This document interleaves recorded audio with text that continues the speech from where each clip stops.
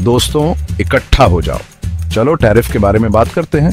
खास तौर पर राष्ट्रपति ट्रंप के नए पसंदीदा खिलौनों के बारे में बात करते हैं, रेसिप्रोकल टैरिफ। ये इतना सिंपल प्लान है कि एक छोटा बच्चा भी इसे समझ सकता है। देखो, अगर कोई दूसरा देश अमेरिका से आने वाले सामानों पर टैरिफ लगाने की हिम्मत करता है तो अमेरिका भी उनके साथ बिल्कुल वैसा ही करेगा। इसे तुमने शुरू किया वाला बचाव समझो, लेकिन अंतर्राष्ट्रीय व्यापार के लिए 2 अप्रैल 2025 से, जिसे अब राष्ट्रपति ने प्यार से लिबरेशन डे का नाम दिया है, ये पॉलिसी शुरू हो रही है। टारगेट कौन है? अरे बस चीन, भारत और वो यूरोप वाले। क्यों? क्योंकि उन्होंने अमेरिकी उत्पादों पर टैरिफ लगाने की हिम्मत की है। कितनी बड़ी गुस्ताखी है ना। अब आप सोच रहे होंगे कि ये तो एक बढ़िया व्यापार युद्ध की रेसिपी लग रही है, और मैं कहूंगा बिल्कुल सही सोचा। इसके बेकाबू होने की संभावना उतनी ही ज्यादा है जितनी मंगलवार को ट्रंप टावर की ऊंचाई। वैश्विक बाजार पहले से ही घबरा रहे हैं और अर्थशास्त्री एंटासिड इकट्ठा कर रहे हैं जैसे वो स्टाइल से बाहर जा रहे हों। चीन, जो व्यापार में कड़ा रुख अपनाने का आदी है, अब और भी ज्यादा टैरिफ का सामना कर रहा है। इससे अमेरिका को होने वाले उनके निर्यात में बड़ी गिरावट आ सकती है, जिससे उनकी अर्थव्यवस्था धीमी हो सकती है। और कोई भी गुस्से में और आर्थिक रूप से कमजोर चीन नहीं देखना चाहता है ना। भारत अपने बढ़ते आईटी, फार्मा और टेक्सटाइल सेक्टर के साथ भी गर्मी महसूस कर रहा है। ये उद्योग अमेरिका को निर्यात पर बहुत ज्यादा निर्भर हैं और ये टैरिफ उनके काम में रोड़ा अटका सकते हैं। ये लेगो से ताजमहल बनाने जैसा है, हो सकता है, लेकिन बहुत ज्यादा चुनौतीपूर्ण। और समुद्र पार हमारे दोस्तों को मत भूलना। यूरोप अपने फैंसी चीज, लग्जरी कारों और अमेरिका के बारे में शिकायत करने की आदत के साथ भी निशाने पर है। ये टैरिफ उनके निर्यात को कम कर सकते हैं, और कोई भी ऐसी दुनिया में नहीं रहना चाहता जहां जर्मन अच्छी कारें बनाने का खर्च न उठा सके।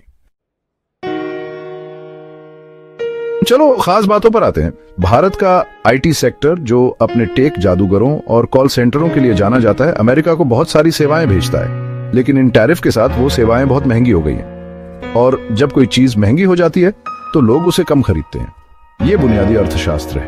फार्मा उद्योग, जो पहले से ही कई सिरदर्दों से जूझ रहा है, भी दबाव महसूस कर रहा है। भारत अमेरिका को बहुत सारी सस्ती जेनेरिक दवाएं प्रदान करता है, लेकिन ये टैरिफ कीमतें बढ़ा सकते हैं, जिससे अमेरिकियों के लिए जरूरी दवाएं लेना मुश्किल हो जाएगा। और कोई भी दादी की ब्लड प्रेशर की दवा को महंगा करने के लिए जिम्मेदार नहीं बनना चाहता।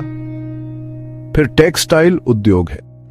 कपास से लेकर कपड़ों तक भारत सालों से अमेरिका को कपड़े पहना रहा है, लेकिन इन टैरिफ के साथ वो कपड़े बहुत महंगे होने वाले हैं। तो मेड इन बांग्लादेश टैग हर जगह दिखने के लिए तैयार हो जाइए।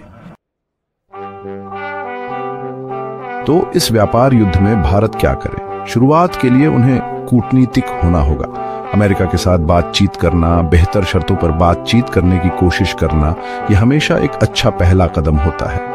व्यापार युद्ध में कोई नहीं जीतता और बीच का रास्ता निकालना जरूरी है। भारत अपने निर्यात बाजारों में विविधता भी ला सकता है। सारे अंडे अमेरिकी टोकरी में रखने के बजाय वे दूसरे देशों में अवसर तलाश सकते हैं। जैसे वो पुरानी कहावत है, सारे समोसे एक ही टोकरी में मत रखो।